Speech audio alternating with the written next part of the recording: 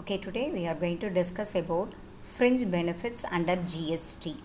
Okay, the compensation to the employees in the form of money is not a supply, but however, the fringe benefits are supply of goods and services and are liable to tax if not exempted as per the central government clarification.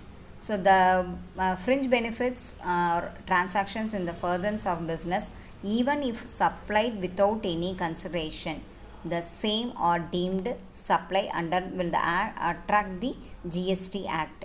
Okay, under the fringe benefits, we have to make some reverse charges under the section 9 of 4. We have to make it as the Act 2017 GST. Okay, so the reimbursement of staff, it is an expense in the course or the further of business they have to continue on if same is against under the taxable supply. Okay, it's taken from the unregistered supplier. Reverse charge mechanism, it is only applicable under the fringe benefits provided to the employees. Okay, next we have to move the distinct persons specified under the section. Okay, so under the distinct persons, it might be every place of business of the person. It might be where separate registration is obtained, and also for output supply will be considered as distinct person.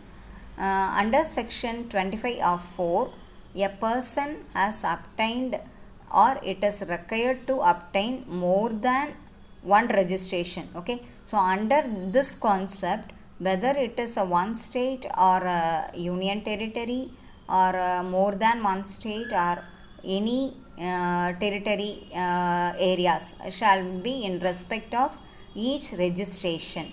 It will be treated as distinct person for the purpose of this GST Act.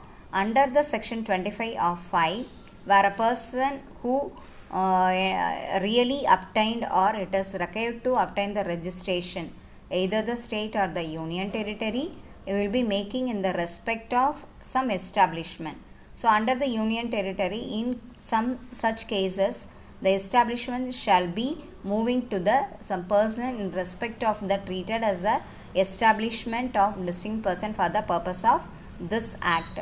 And under the supply of agent or by agent, it might be the goods by the principal or the agent or the particular agent will be considered as a supply even if without consideration the said transactions are leviable under the GST. Okay, next we move to the some transaction. Suppose if you are going to make the distinction between the supply of goods or supply of services. Okay, suppose we are taking some example.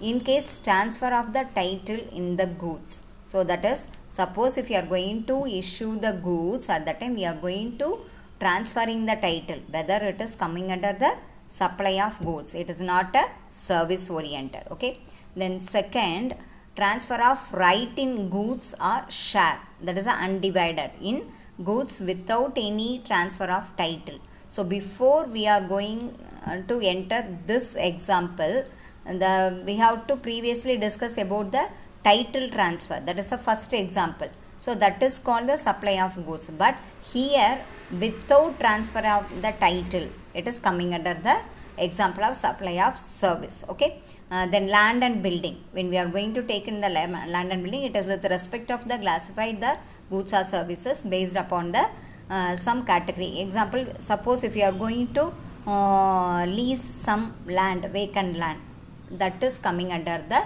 supply of service. In case we are going to make the particular land or any building, we have to let it for the vacant. Okay, so that is coming under also, it is a supply of service.